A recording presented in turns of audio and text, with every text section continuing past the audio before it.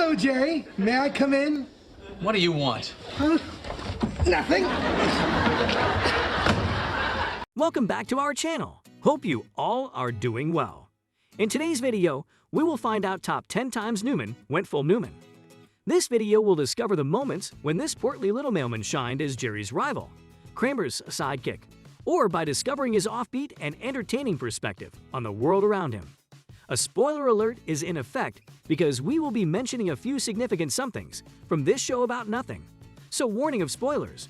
When Newman solved Elaine's barking dog problem, when he went to trial for a speeding ticket, when he interrogated Jerry for mail fraud, and more are all included in our video. Number 10. When he crushed hardcore on Elaine. Various. You have a girlfriend? I had a girlfriend, and she was pretty wild. Newman may be a mystery wrapped in a Twinkie, but there is one secret he shares with us. He has a thing for Elaine, whom he meets on the street.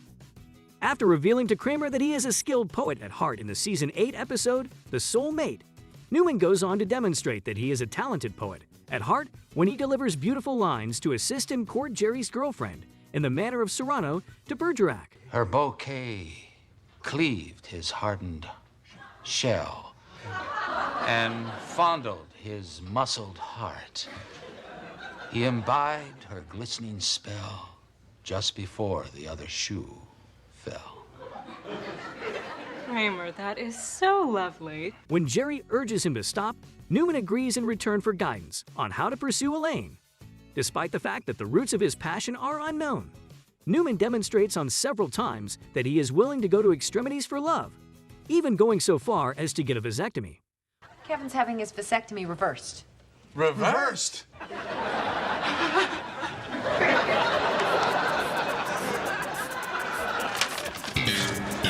When this postman's feelings are at their peak, whether merciless or passionate, he makes no attempt to hold back his actions.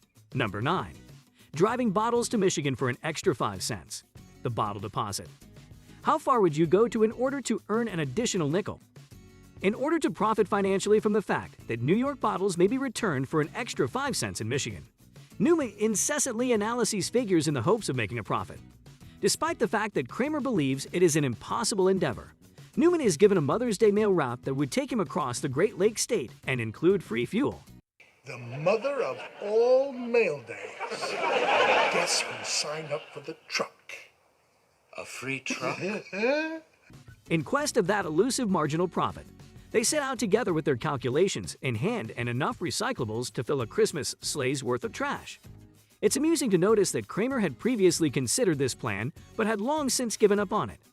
However, it was the light bulb that went off in Newman's mind that set the adventure in motion, beautifully showcasing how Newman plays Sancho Panza the Kramer's Don Quixote to perfection. Number 8. The bicycle judge. The 7. After a hurried exchange involving a bicycle, Elaine's sore neck, and Kramer's dubious shiatsu expertise, the friends find themselves in a debate about who should be the legal owner of the bicycle. Jerry recommends that both parties seek the services of a black-hearted mediator who will not be influenced by human emotions. Then there's Newman. Newman uses his perfect sense of justice to deliver a monologue on how the law is the only thing that distinguishes the civilized from the barbarians. Despite the fact that it may seem little to us, Newman treats the problem with definitive weight. Ultimately, what seems to be a blundering edict, which results in the bike being physically split in two, demonstrates that Kramer loves the bike more than Elaine, as he requests for it not to be destroyed. Perhaps there is some logic to Newman's irrationality after all. Number 7. Interrogating Jerry for mail fraud. The package. Jerry attempts to game the system by filing an insurance claim for a damaged stereo system. Newman, on the other hand, isn't going to let Jerry get away with it, and has flagged the claim as possible mail fraud. Newman then transforms into a full-fledged investigator, exposing Jerry to standard interrogation tactics and techniques. The problem is that he forgets that the attention is supposed to be on him. And this is particularly evident when Jerry takes a drink from a cool Coke that makes him very comfortable. Jerry is finally apprehended by Newman, who uses photographic evidence to convict him, albeit the penalty is little more than a modest fine. We're guessing he'll accept any victories he can get his hands on. Did you note that Newman was using a clicker to take pictures of the evidence, even though it wasn't a slideshow at the time? His ability to be subtle in his buffoonery has no boundaries. Number 6. Solving Elaine Benny's barking dog problem. The engagement, Elaine's sleep is being disrupted by the barking of a neighbor's dog. And once again, it is Newman who comes to the, rescue. Elaine reluctantly agrees to the suggestion that Newman be used to trap and relocate the dog, over Kramer's objections. One of the most endearing aspects of Newman's performance is how he takes pleasure in the evil chore, smoking his cigarette like a Bond villain and instinctively raving about how dogs are ugly and worthless. Furthermore, when the dog returns home and leads the police to the kidnapper's hideout, Newman cryptically predicts that they will be apprehended. He even tells Kramer and Elaine that a swarm of mailmen would get them back on the streets within a short period of time. What exactly Newman's cryptic links to the postal carrier underworld are, we're more than a little interested about. Number 5. When he was the white whale, the scofflaw. In Seinfeld's Manhattan, a modern-day Ahab takes the form of a meter policeman with an eye patch. His white whale is a scofflaw driving a brown car who has racked up parking tickets and eluded detection for years. It's up to Kramer to figure out who the culprit is, our beloved stocky postal guy. Newman, who has spent his life looking over his shoulder, breaks down when challenged. When the court orders that the automobile be stored in a garage at his cost, or be confiscated, he sobs even more. Newman's misbehavior seems to be a nagging thorn in more than Jerry's paw. And when he's in difficulty, he'll either flee or flare for the spectacular. Number 4. Going to trial over a speeding ticket, the ticket. Newman injects an exaggerated amount of drama into every day once again. When he receives a $75 speeding ticket, he is adamant about taking his case to trial in order to avoid paying the fine. Newman enlists Kramer to play the role of a buddy who is about to commit suicide, claiming he is in a rush to save him. Due to momentary forgetfulness caused by a recent head injury, Kramer forgets the alibi in the middle of an interrogation. Newman's creation of an extensive narrative involving Kramer's father and a lifetime ambition to be a banker is the most interesting section. Someone seems to have taken a few too many acting courses. Number 3. Busting Jerry Seinfeld for making out during Schindler's List, The Raincoats, Part 2.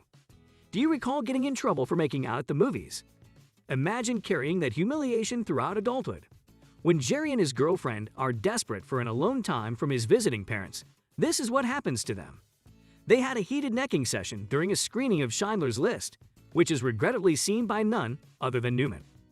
Newman's first trip is to meet Jerry's parents to inform them about what he saw as if he were a grade school snitch.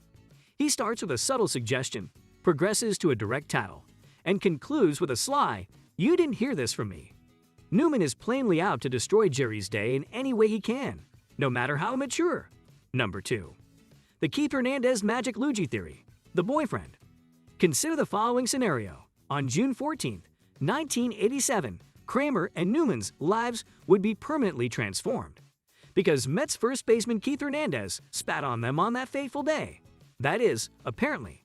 Jerry analyzes the facts of the lad's story and finds that they don't add up. If the incident took place as they claimed, it would have necessitated the use of magical talents.